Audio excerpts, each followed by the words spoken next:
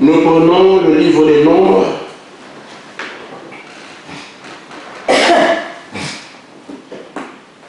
au chapitre 13.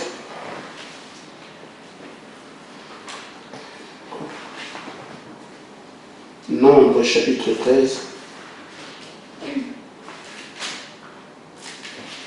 Et Nombres, chapitre 14, nous commençons au chapitre 13, versets 29 à 30.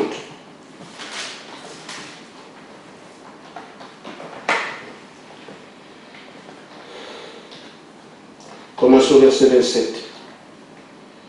Voici ce qu'ils racontèrent à Moïse. Nous sommes allés dans le pays où tu nous as envoyés. À la vérité, c'est un pays où coulait le miel. Et en voici les fruits. Mais lui qui habite ce pays est puissant. Les villes sont fortifiées, très grandes. Nous y avons vu les enfants d'Anak, les Amalécites habitent la contrée du Midi, les Hissiens, les Jébusiens, les Amoréens habitent la montagne, les Cananéens habitent près de la mer, le long du Jourdain. Caleb fit taire le peuple qui murmurait contre Moïse et dit, montons en parole du pays, nous serons vainqueurs. Amen. Amen. Amen. Verset chapitre 14, verset 1. Toute l'assemblée leva la voix et poussa des cris, et le peuple pleura pendant la nuit. Tous les enfants d'Israël murmuraient contre Moïse et Aaron, et toute l'assemblée leur dit, que ne sommes-nous pas morts dans le pays d'Égypte, ou que ne sommes-nous pas morts dans le désert? Pourquoi l'Éternel nous fait-il aller dans ce pays où nous tomberons par l'épée, où nos enfants et nos petits-enfants deviendront une proie? Ne vaut-il pas mieux pour nous de retourner en Égypte? Et il dit l'un à l'autre, nommons un chef et retournons en Égypte.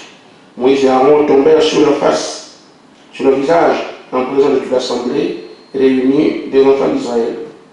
Et parmi ceux qui avaient exploré le pays, Josué fils de Nun et Caleb fils de Jephunnée déchirèrent leurs vêtements, parlèrent ainsi à toute l'assemblée des enfants d'Israël. Le pays que nous avons parcouru pour l'explorer est un pays très bon et excellent. Si l'Éternel nous est favorable, il nous mènera dans ce pays, il nous donnera. C'est un pays où coule le lait et le miel. Seulement ne soyez pas rebelles contre l'Éternel et ne craignez point les gens de ce pays, car ils nous serviront de pâture. Ils n'ont plus d'ombrage pour les couvrir. L'Éternel est avec nous, nous ne les craignons point. Amen. Toute l'assemblée parlait de lapider lorsque la gloire de l'Éternel apparut sur la tente d'assignation devant tous les enfants d'Israël. Amen. Amen. Amen. Que Dieu vous bénisse et que Dieu bénisse sa parole.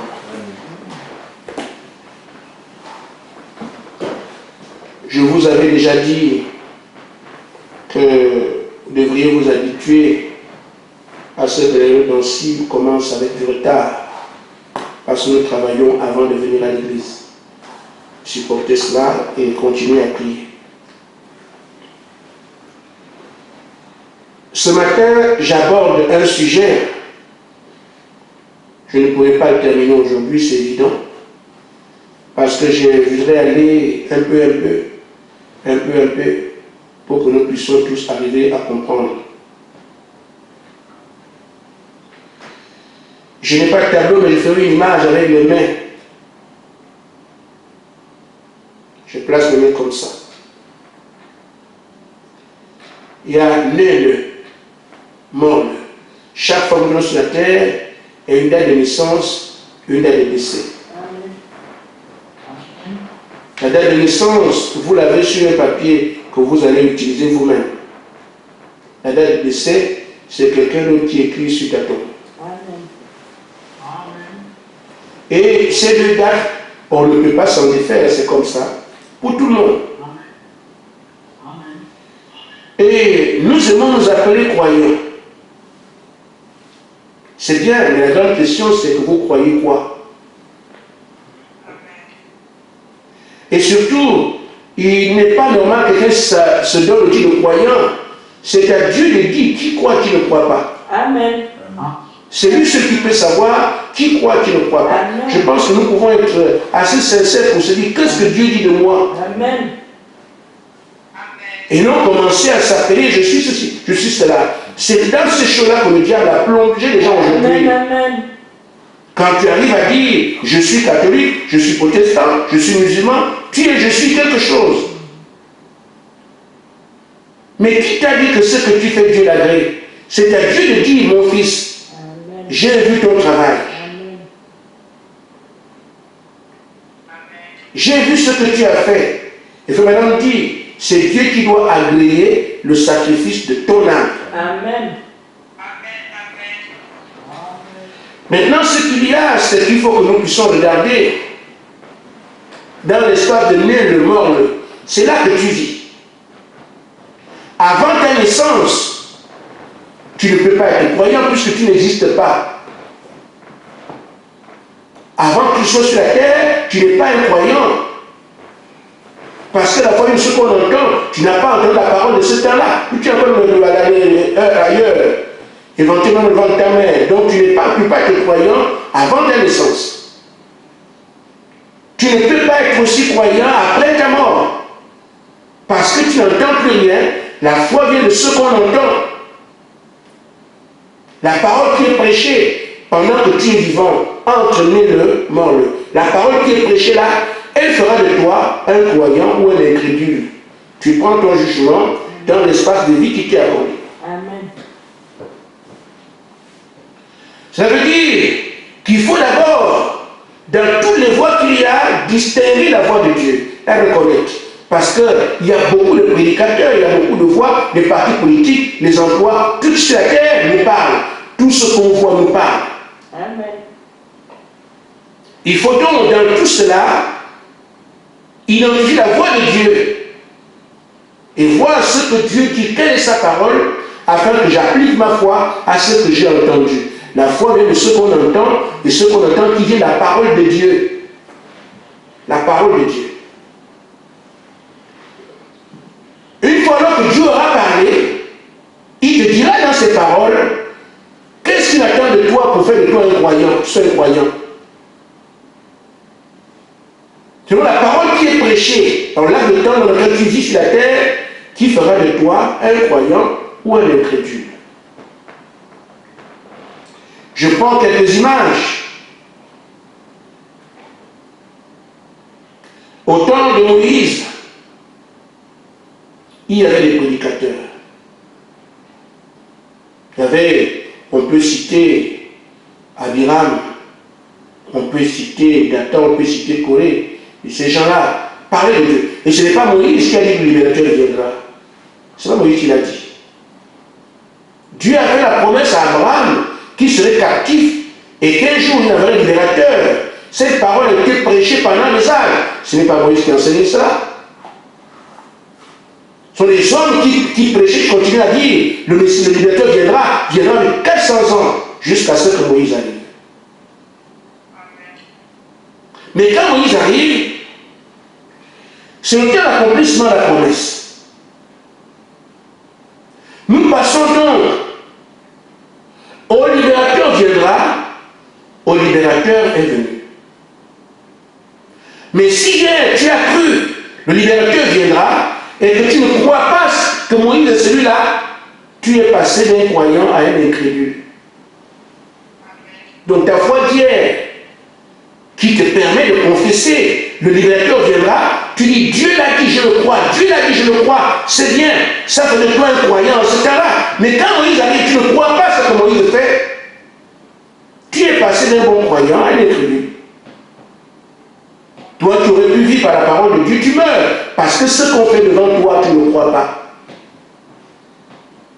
Je veux que ce soit bien entendu.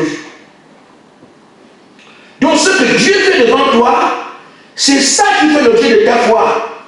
Tu inscris ton nom parmi les croyants en disant ce que je vois là, ça je dois de Dieu, je crois cela. Et quand tu dis que tu ne crois pas ce que Moïse dit, comme ils l'ont fait, voyez-vous, on a ouvert la terre et ils sont engloutis. Ça peut nous servir à quelque chose Parce que je ne voudrais pas que nous puissions nous tromper d'adresse. Il est arrivé qu'Israël attend le Messie. Et les pharisiens l'attendaient. Israël, les Juifs attendent le Messie. Les Samaritains attendent le Messie. C'est bien, ce sont des croyants tant que le Messie n'est pas encore venu. Mais quand Jésus arrive, c'est là que nous montrons que nous croyons. Ceux qui ont vécu en ce temps-là, voici ce que Dieu avait dit qui se fait devant nous. Cherche le Messie. Si tu crois comme Pierre, ou comme la femme au puits, ou un autre qui a la grâce de Dieu comme Siméon, c'est à ton avantage. Mais si tu doutes, même si hier tu as dormi dans l'église tout le temps gênant pour le Messie vienne, mais quand même tu n'as pas cru, tu n'as pas cru. Il y a une portion d'écriture. Chaque fois, j'ai pris les faits les plus saillants. Toujours, portion d'écriture qui fait que Dieu attend les croyants là. S'il n'y a pas une seule, puis il y aura trois, dans un même âge, les trois vous amènent à croire en Dieu. Nous sommes aujourd'hui dans la fin et Dieu nous a envoyé un prophète. Et ce madame a dit, et c'est le principal. C'est le principal, à mon avis. C'est la récupération de la terre qui est le sujet principal des croyants aujourd'hui, pas l'enlèvement. Vous ne serez pas enlevé avant d'avoir fait ce travail. Parce qu'il nous concerne, nous. Si on va l'enlever, qui va le faire derrière? Mais essayons de bien penser et de bien regarder les choses. Enlèvement, oui, vous partez, mais qui va s'occuper du diable? Qui va le lier? Parce que c'est la parole en parle. Mais on dit, nous déposerons nos armes au pied du Seigneur. C'est qu'on aurait d'abord combattu, après on se repose, les nœuds de l'agneau, c'est pour aller manger, fêter, parce qu'on a été vainqueur en bas. C'est ça l'enlèvement. Donc le principal aujourd'hui, il se montre même par le travail que Dieu fait parmi nous. Former des soldats. Il ne parle pas d'enlèvement, il dit vous cherchez. Non, non, non. Il parle de ce que l'homme, ce que tu es. Comment tu traverses cette période qui arrive. Mais on ne parle d'enlèvement d'abord, non. Vous regardez bien ce que le Saint-Esprit fait avec vous. Ce n'est pas là-bas qu'il dit. Il lit notre regard. Il dit, vous devez avoir la condition des gagnants ici. Vous êtes victorieux des soldats ici. Après avoir vaincu, alors on va se reposer, on chante.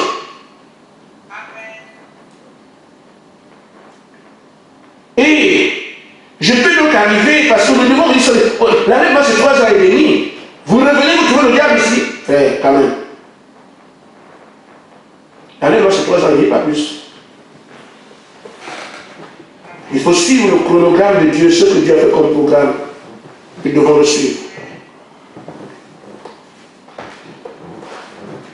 Je lis ce que le prophète a dit.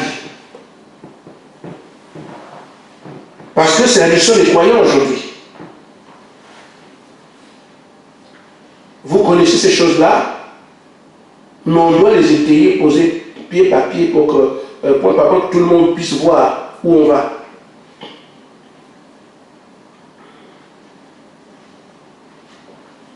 Vous me suivez?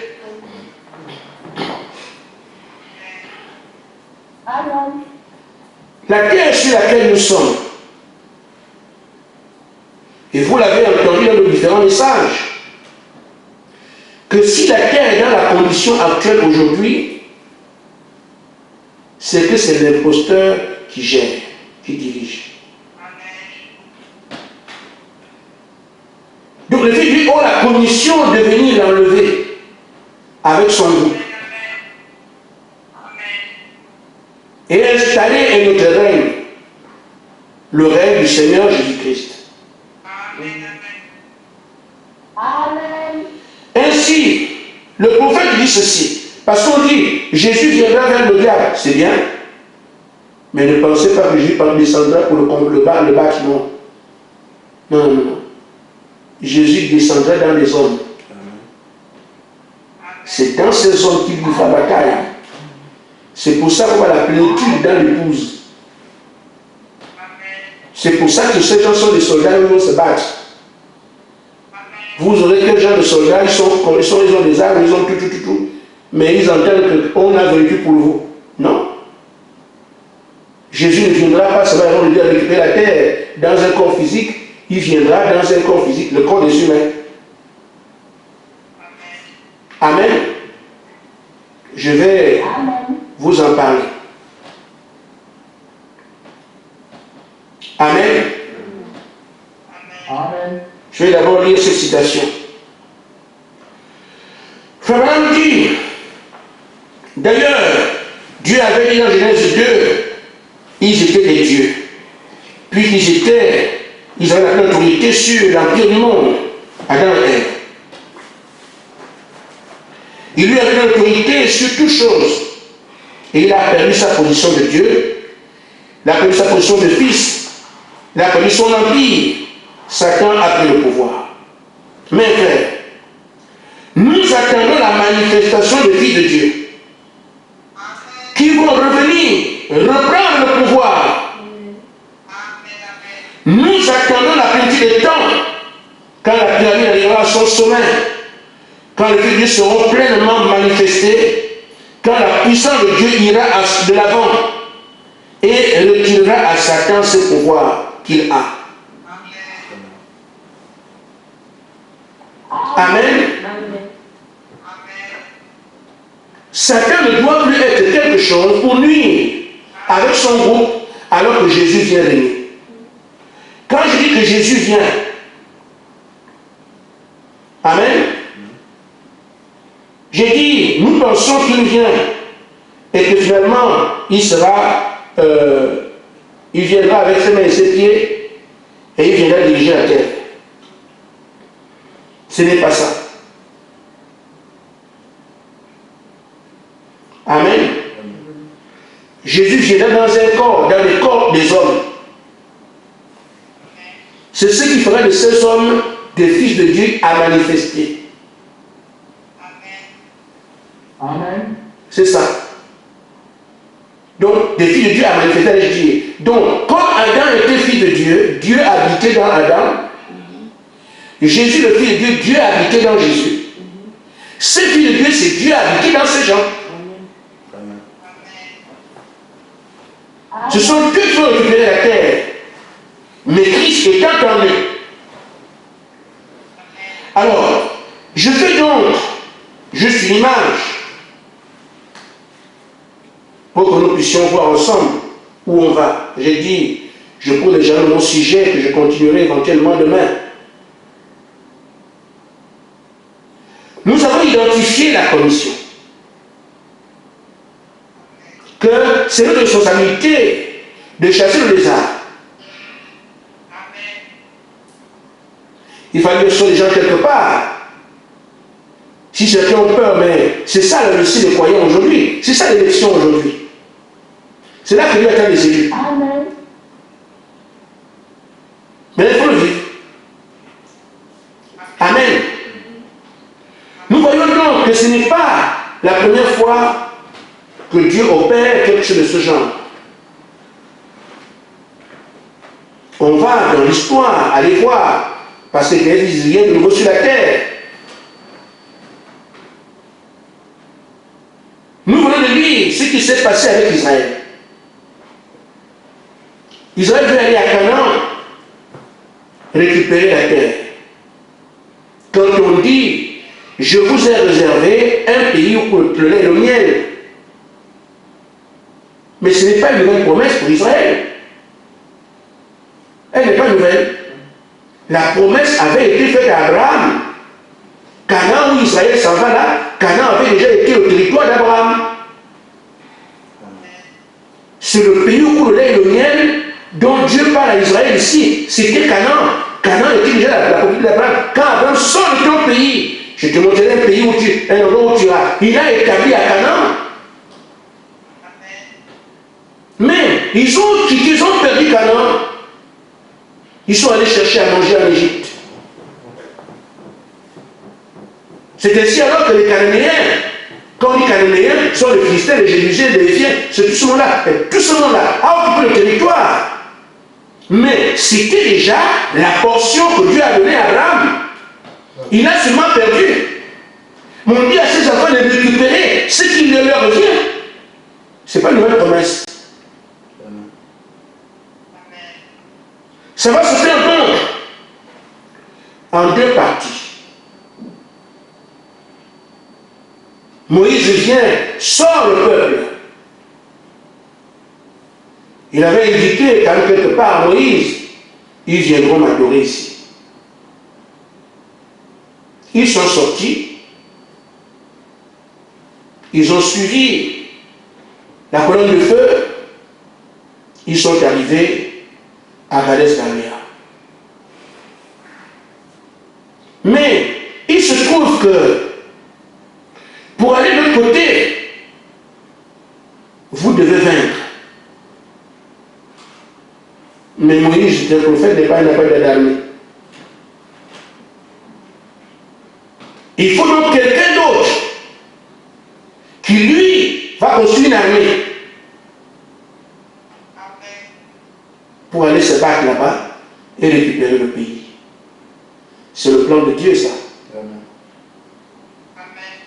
Mais celui qui doit partir ne peut pas aller comme ça.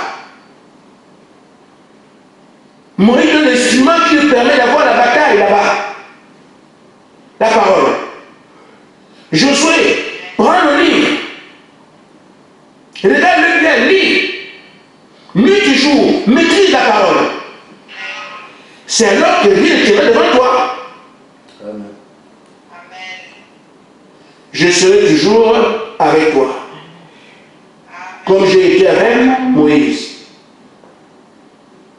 Amen. Amen. Ainsi Moïse, du moins, réfléchit. Il ne voit pas la bataille, Moïse. La bataille se fait, Moïse est parti. On ne peut donc plus dire à Moïse, viens te battre, viens te battre, viens Moïse, viens. Non, Moïse est parti, terminé. Vous devez vous appuyer sur, et Israël doit s'appuyer sur Josué. Et là encore, on verra des incrédules et des croyants. Ceux qui, non, Moïse devait venir, il faut que Moïse doit venir avec nous, non, Josué, non. Mais Dieu a dit que désormais c'est Josué. On verra encore des incrédules et des croyants. Parce que le mandat de Dieu repose maintenant sur Josué, mais les gens étaient habitués à Moïse, à dire ce que Moïse a fait, c'est là où Moïse est passé, ce qu'il lui a fait avec lui, c'est bien. Mais à ce moment-là, la foi de Dieu veut que vous regardiez qu'est-ce qu'il doit faire dans votre équipe avec celui qui vient de placer. C'est utile, frère. Ça peut nous aider quelque part. Parce qu'aujourd'hui, nous avons des situations comme celle-là. Vous risquez les croyants d'hier et les incrédules d'aujourd'hui. Priez. Amen. Et il y aura beaucoup de croyants d'hier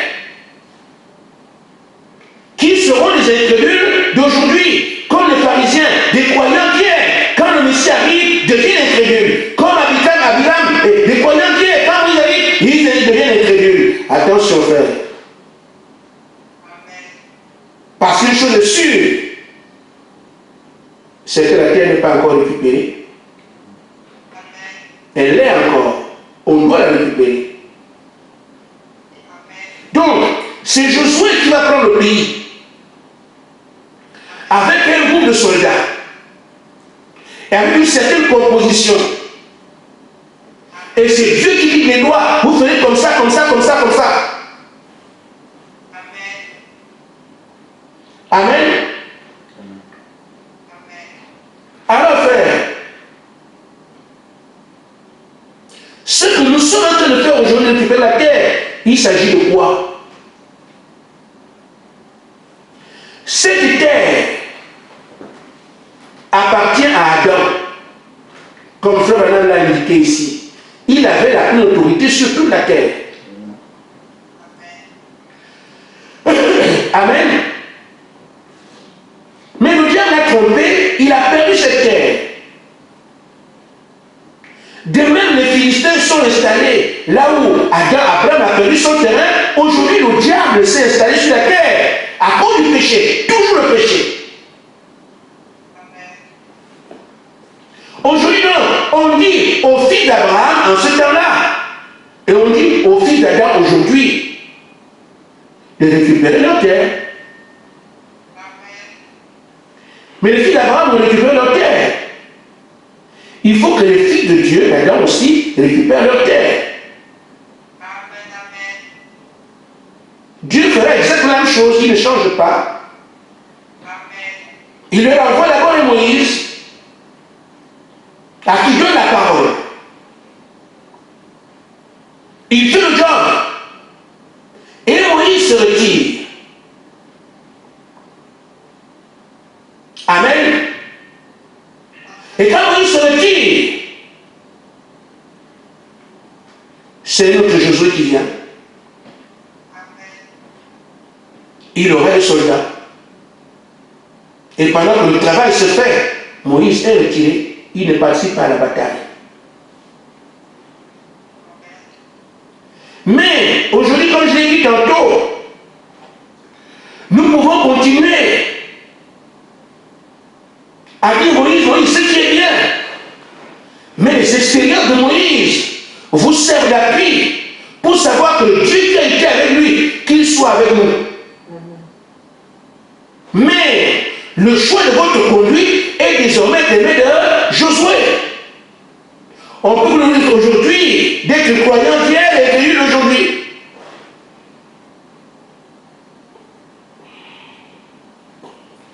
Le Josué qui doit arriver, ou qui va arriver, on peut l'identifier. Parce qu'il y en aura, chaque fois que Dieu envoie un libérateur ou quelqu'un de son économie dans un travail particulier, il y a toujours des faux Moïse qui viennent d'abord, des faux Jésus qui viennent d'abord, jusqu'à ce qu'on voit le vrai. Amen. Mais regardez bien que le vrai suivra la parole exactement tel que le premier l'a fait. Amen. Vous avez remarqué, frère, je ne sais pas si mon truc la marche. J'imagine que mes frères peuvent me faire confiance si ça ne marche pas.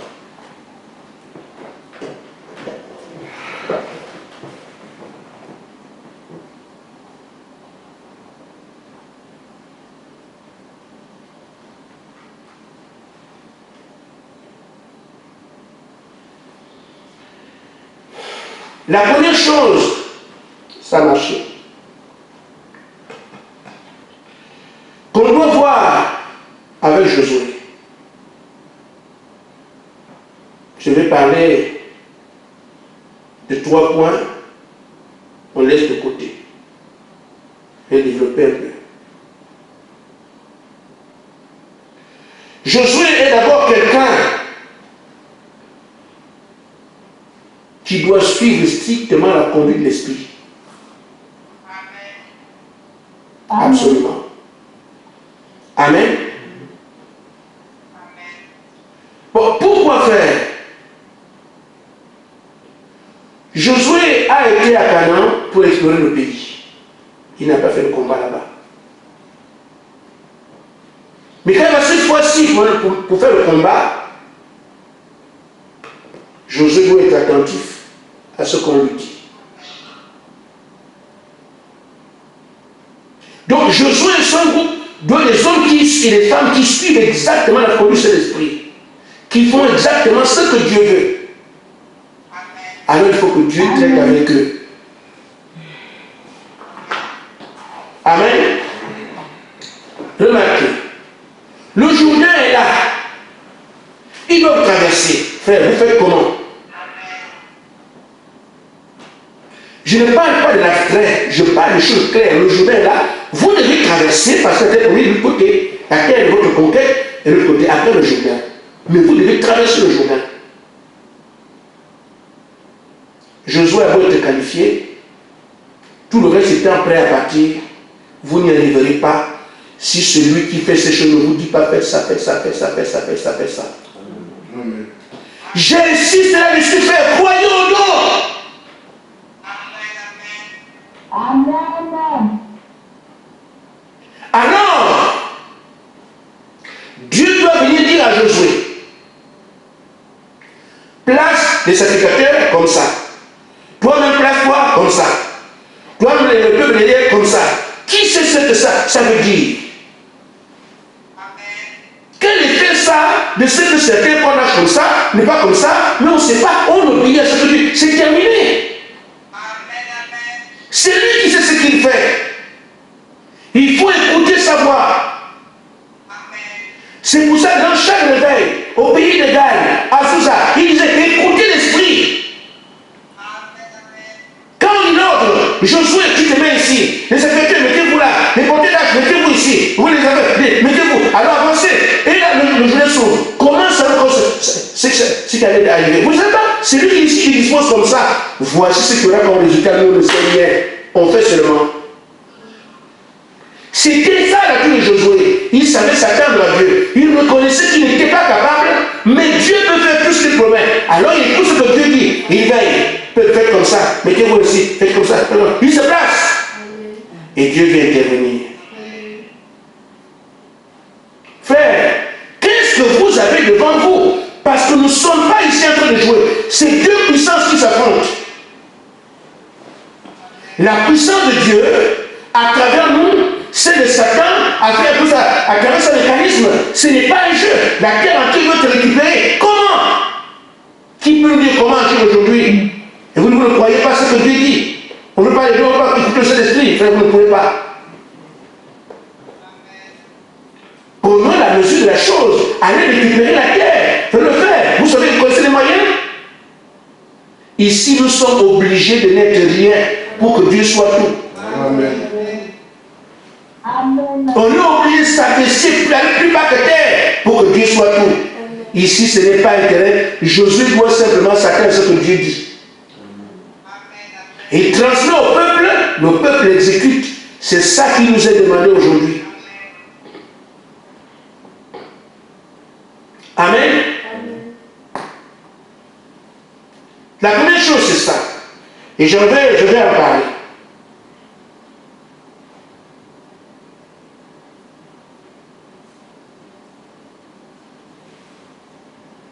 Frère Branham dit ceci. Dans la brochure, j'arrive dans sa partie. Il dit, regardez ce qui s'est passé. Par 94, quand Josué arriva et remplaça Moïse, Josué était tout le temps dans le camp.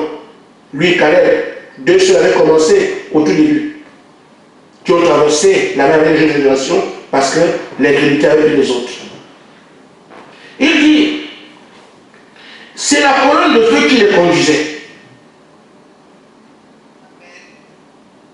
C'est le même Jésus qu'on appelle le Saint-Esprit qui est la colonne de feu.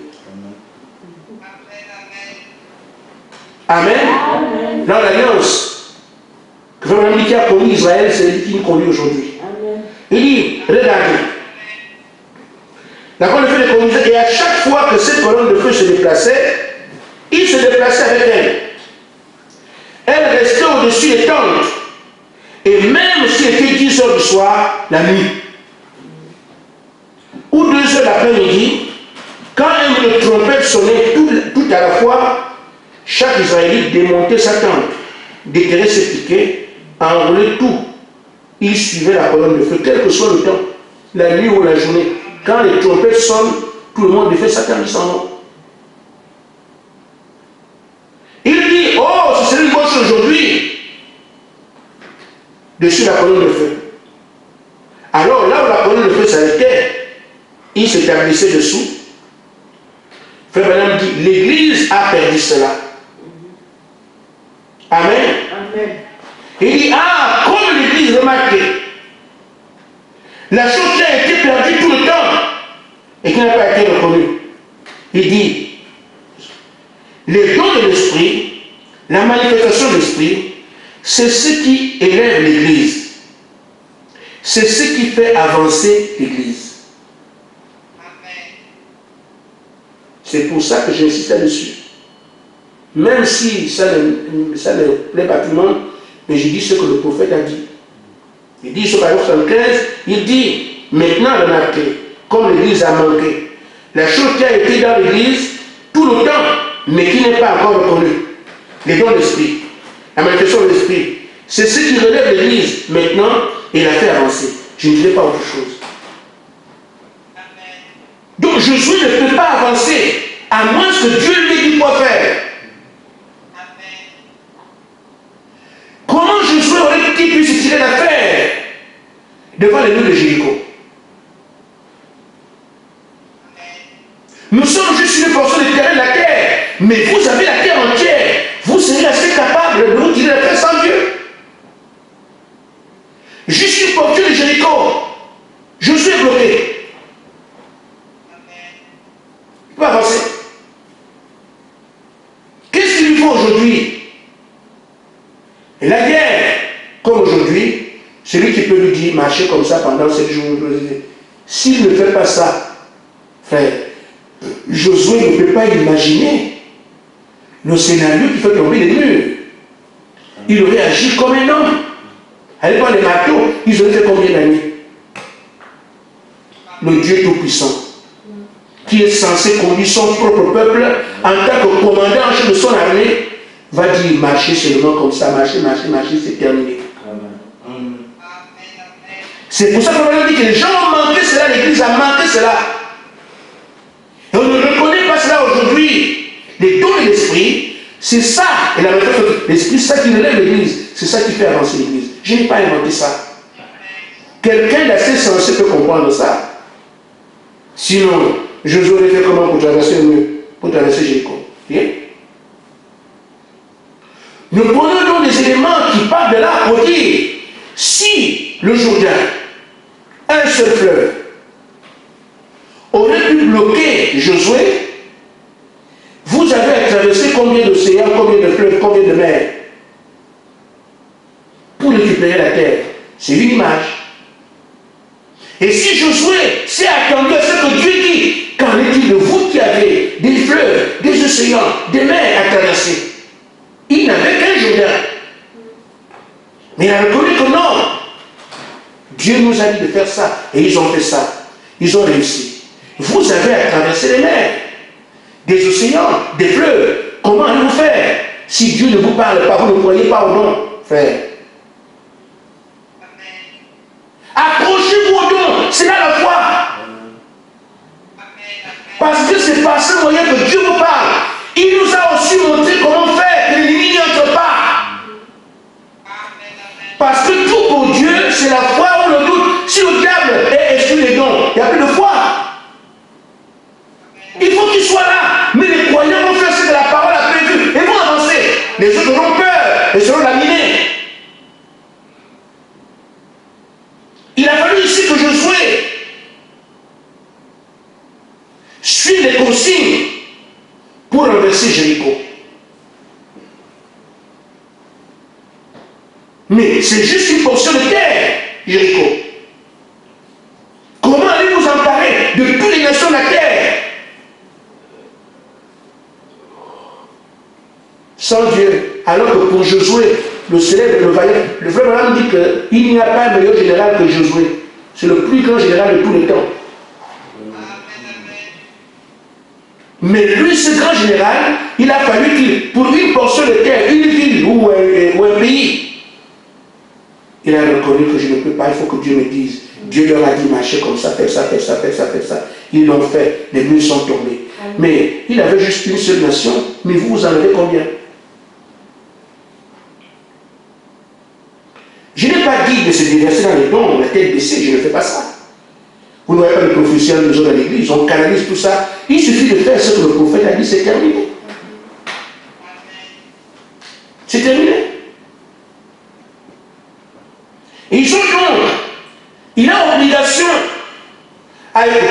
Mais ce qu'il y a aussi,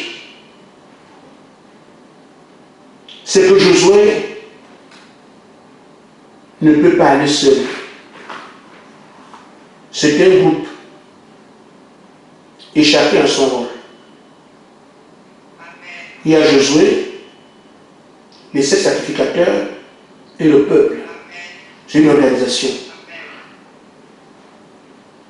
Il se peut qu'il y ait un Josué quelque part. Nous voulons voir sa compagnie. Parce que à Jéricho, quand la bataille s'engage, ce n'est pas Josué qui sonne les trompettes. Amen. Ce sont les 7 sacrificateurs. Ils ont leur rôle. Maintenant, ce qu'il y a, c'est que Josué a l'épée, la parole, ils ont les trompettes. Frère Branham dit que la trompette, c'est l'évangile. C'est aussi la parole de Dieu.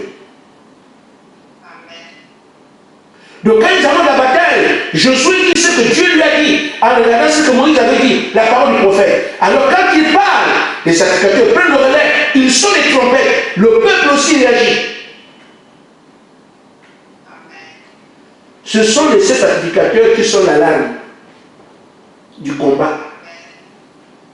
Ce sont eux.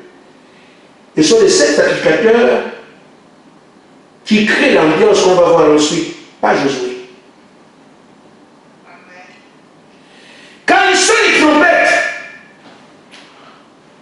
il y a deux choses qui s'annoncent. Premièrement, le peuple est content, l'heure est arrivée, notre victoire arrive, notre victoire arrive. De l'autre côté, ce sont les pleurs. Oh là là, on vient nous massacrer.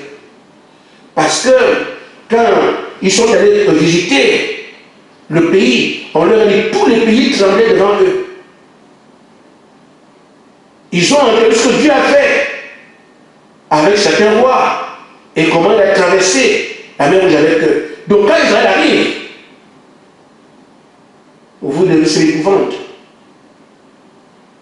Ainsi donc, quand c'est que sur la trompette, le peuple est content, pose des cris. Pourquoi? L'heure est arrivée, le délivrance va partir, on va prendre le pays. Ils sont contents.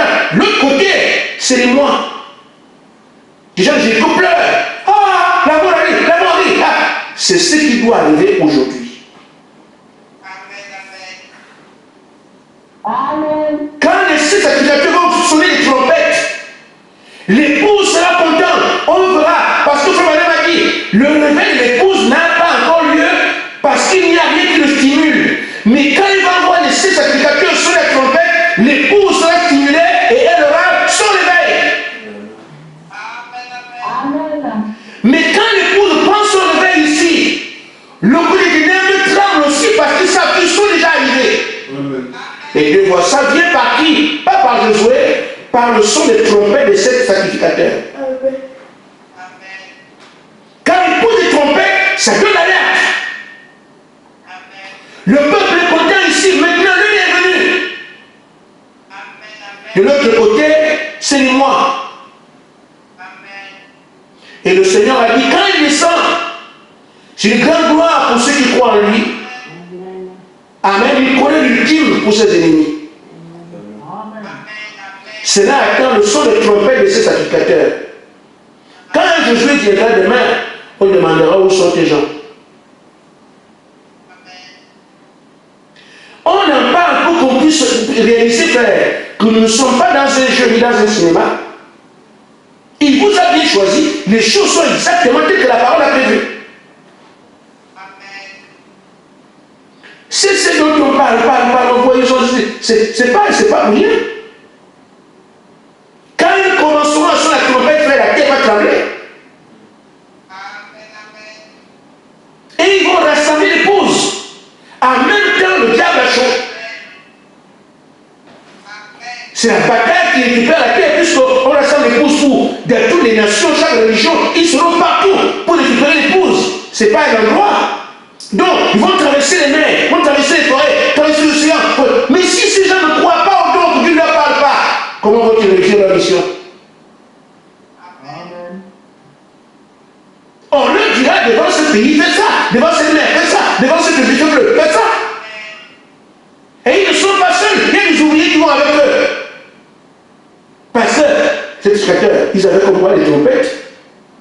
Mais il y avait des gens en bas qui avaient des lances. Amen. Eux aussi. Mais plus attendre que l'ordre vient de Josué, Jésus tellement ce que spectateurs, eux ici, ils donnent le son, alors le peuple, chez tout le monde s'emballe.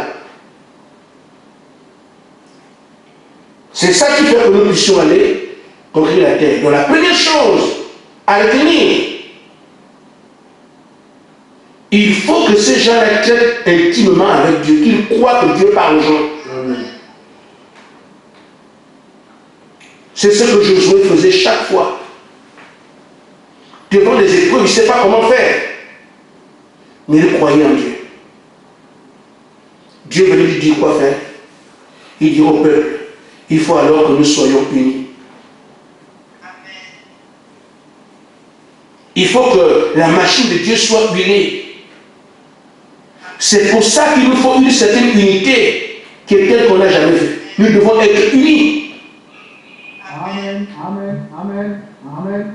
On ne peut pas se soupçonner entre nous. Si on fait dire quelque chose, je crois que c'est la vérité. On s'en va. Voilà pourquoi la pauvre est l'unité. Il faut absolument être unis. Si ce peuple-là est désorganisé, Amen. on n'arrive à rien. Voilà pourquoi ceux qui avaient dit, nous ne sommes pas capables de partir, on les a laissés dans le désert. Et c'était très bien, c'était sanitaire, parce que s'ils revenaient encore ici, quand ils voient le journal, ils allaient commencer, voilà, on est ici, les plaignants, ceux qui se plaignaient.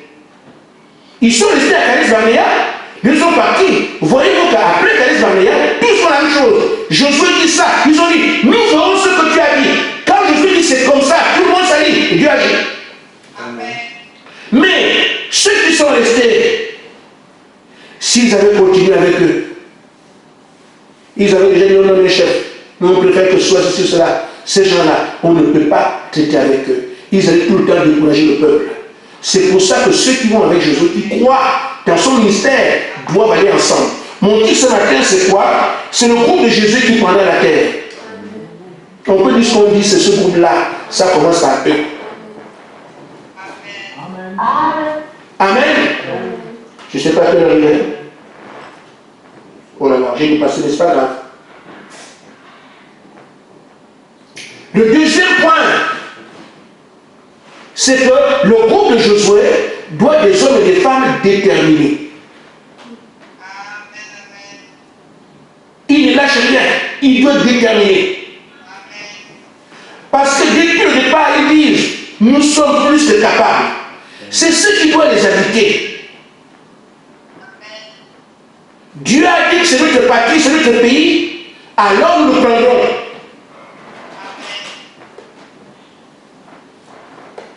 Ainsi, le temps est passé, mais laissez-moi prendre juste une dernière citation et nous continuons. On continuera éventuellement demain.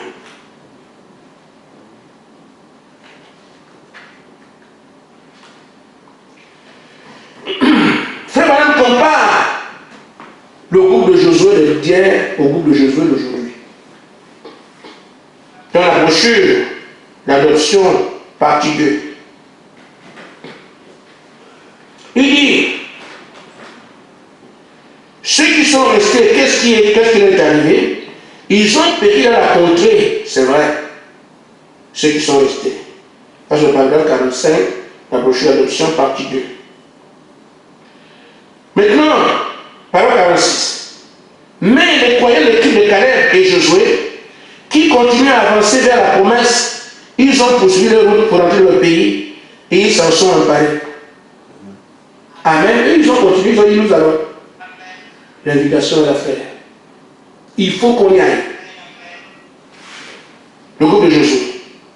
Et, frère Manon dit, ne nous arrêtons pas jamais à la justification, continuons à avancer jusqu'au baptême du Saint-Esprit. Aujourd'hui, je pense qu'on est justifié ici. On est sanctifié. Ça ne gagne pas les batailles. Amen. Il dit, ne nous arrêtons pas après avoir cru en Jésus, après avoir été baptisés. Il dit, ne nous arrêtons pas en voyant qu'il nous faut être purifiés. Nous sommes purifiés d'une vie de péché. Et maintenant, il faut courir vers le but, une position, une promesse, le baptême du Saint-Esprit. Amen. Amen. C'est ça qu'il nous faut faire aujourd'hui. L'objectif, il faut que j'aille au Saint-Esprit. Le diable a trompé les gens. Oh, tu ne manques plus, tu ne fais plus, tu vas au ciel. Non. Il nous a promis une plénitude. Amen. Et nous devons l'avoir. Je vous lis juste une citation. Et je vous lâche. Ce que j'ai dit tout à l'heure, je l'ai ici. En disant, Jésus viendra dans les hommes. Frère Madame dit, Dieu chante sa pensée sur ta parole, et bien Jésus est venu sur toi, non.